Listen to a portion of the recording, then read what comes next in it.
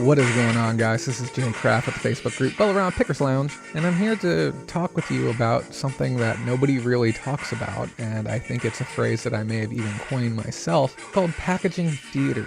And if that sounds like an odd concept, it really is, and it's a play on words from a phrase known as security theater. Security theater basically is the TSA.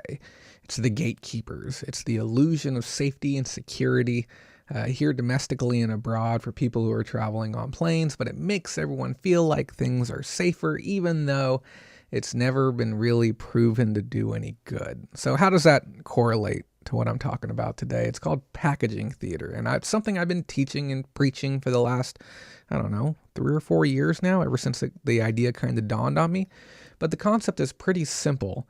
And it's that when we pack our items and we send them out to the consumers, that we want to make sure that the consumer's perception of the item that they're receiving is that it was well packaged and well cared for.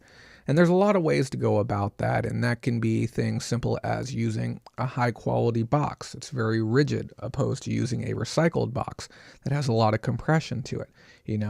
Making sure that you're using a reasonable tape that isn't peeling up and lipping, or having corners that don't get smashed in on your packaging. Now, obviously, there's certain things you can't control, and that's not what we're not talking about today. We're not talking about the handling by USPS or UPS or stuff to that effect. We're talking about factors that you have control over, little things, little thank you cards that you can stick inside your items. You really want to give the impression you care, but specifically when it comes to packaging, you want to make sure that the effort is there. And the reason I say this is because I received an item that lacked packaging theater. And what is the first thing that happens when you open up an item and your item isn't packed well? You immediately start looking for issues with the item. And that's just how it is. We have a very cheap box. This one's it is from Walmart. And now I'm not going to knock Walmart boxes because there's a lot of decent Walmart boxes out there. This one was a particularly chintzy one. And when I opened it up, there was 2 pieces of this paper inside the bottom of the box. And I'm going to show you the paper here in a second. Now, depending on the type of item you're going to be shipping, there's times where that could be acceptable.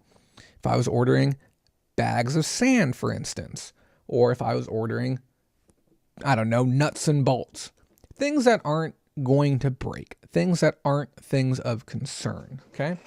If I was ordering, let's say, a pair of brand new Hero 7 cameras, 2 of them from the same person, and spending $600 and investing my money into that for the show and for the production, and you ship them into me in a flimsy box, the first thing I'm going to do is I'm going to start looking for issues with the item. It's important to remember this: the perception of the consumer and your responsibility as a seller to make sure that the perception is strong and good. So what ends up happening? I look at these. Now here's the thing. Obviously these items are built strong. They're GoPros, okay? People know that they're going to be rugged and that's what they're built for and everything, but look at this packaging. See this creasing right here? This is a compression crease from the item being banged around inside of the box. And the other packaging, which I've already opened up, I opened one of them up, plugged it in. I'm still going to use the item. I'm not going to raise a big fluff about it, okay? But the other one had damage too. If these were gifts, if these were maybe even for a corporate event, maybe if these were prizes or something to that effect, and they arrived like this, it destroys the value for me in that type of position. Now, obviously, as an end user, it's not a huge deal, but I ordered 2 of these at $600, okay? Never had to message the person, nothing. Went on there, snap bought it. I knew I needed them for the show. They both came like that.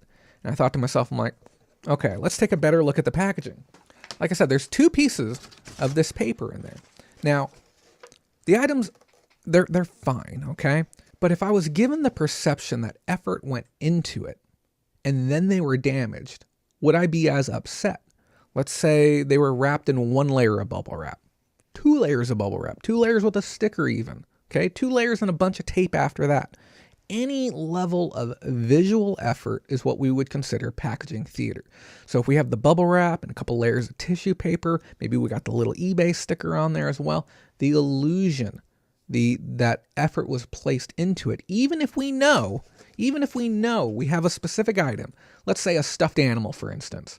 A stuffed animal is not going to get destroyed in shipping 995 times out of 1,000. It's very rare for them to get damaged. You can shove them inside of a poly bag and send them out the door, but that doesn't look too great. What's it cost you? 3 cents to take a sheet of bubble wrap. You buy the big old rolls, take 2 cents maybe, take 1 by 1 foot sheet, fold it over itself, stick a free little tiny sticker or label on there, something, and then shove that inside the poly bag.